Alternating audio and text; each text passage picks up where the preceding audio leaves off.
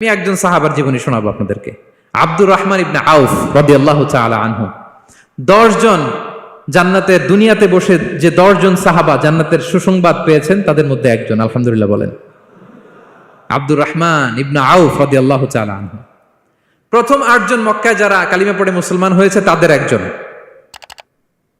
তার স্ট্যাটাসটাকে জেনে নেন।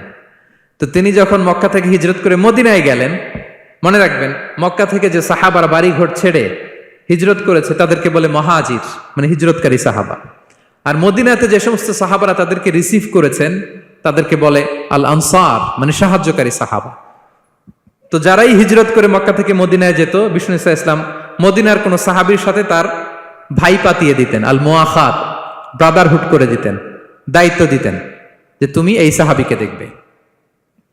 তো আব্দুর রহমান ইবনে আউফ রাদিয়াল্লাহু তাআলা আনহু যখন হিজরত করে গেলেন, তার দেখভাল করার জন্য যে সাহাবীর দায়িত্ব পড়ল তার নাম হচ্ছে সাআদ ইবনে রাবিয়া, আনসারী সাহাবী রাদিয়াল্লাহু তাআলা আনহু। বিষ্ণু বললেন, সাআদ, আব্দুর রহমান ইবনে আউফ তোমার ভাই, ভাই বানিয়ে দিলেন। কি বানিয়ে দিলেন? তুমি তাকে টেক কেয়ার করবে, সে হবে তোমার মেহমান। সুবহানাল্লাহ। সাআদ ইবনে রাবিয়া রাদিয়াল্লাহু তাআলা আনহু তিনি আব্দুর রহমান ইবনে আউফকে ডেকে নিয়ে গেলেন, ঘরে নিয়ে গেলেন মেহমানকে, এবং বললেন, ইয়া সাআদ ইন্নী আকসারুল আনসারি মালান। হে সাআদ, তুমি চিন্তা করো না, তুমি মনে করো না যে তোমার ভরণ পোষণ দিতে আমার কষ্ট হবে। আমি মদিনার সবচাইতে বড় বিজনেস ম্যাগনেট, সবচাইতে বড় বিজনেস ম্যাগনেট আমি। No tension, don't worry about it. Tension নিও না, আসো, তোমার জন্য আমার কি প্রপোজাল শোনো। ফাআকসিমু লাকা নিসফা মালি, আমার যত সম্পদ আছে আমি অর্ধেক তোমার দিয়ে দিব। সুবহানাল্লাহ। এত আসতে আপনার বাড়িতে কেউ মেহমান হলে করতে পারবেন এরকম? আল্লাহ, কেমন প্রেরণার বাতিঘর তারা।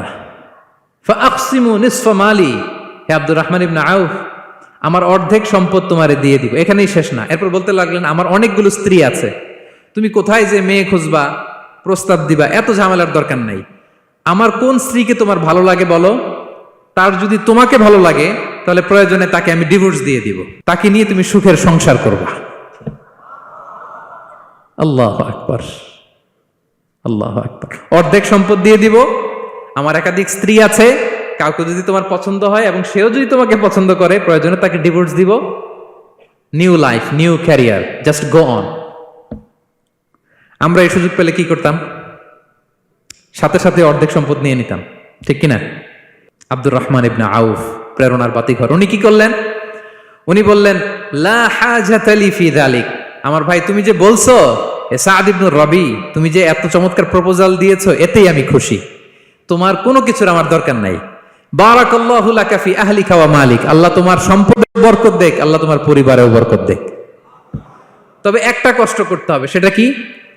আব্দুর রহমান ইবনে আউফ বললেন, দুল্লানি ইলা সুক, just show me the way to market. মদিনার বাজারটা কোথায় এটা একটু দেখায় দাও। আমি নতুন মানুষ, পথঘাট চিনি না। দুল্লানি ইলা সুক, just show me the way to market of Medina. মদিনার বাজারটা কোন রাস্তা একটু দেখায় দাও। আল্লাহু আকবার। সাআদ ইবনে রবি বললেন, এই তো মদিনার বাজার। উনি যে কিছু ঘি কিনলেন, পনির কিনলেন, কিনে বিক্রি করলেন, প্রফিট করলেন। ওই প্রফিট দিয়ে আরো বেশি করে কিনলেন, আবার বিক্রি করলেন, প্রফিট, আবার বিক্রি করলেন, প্রফিট।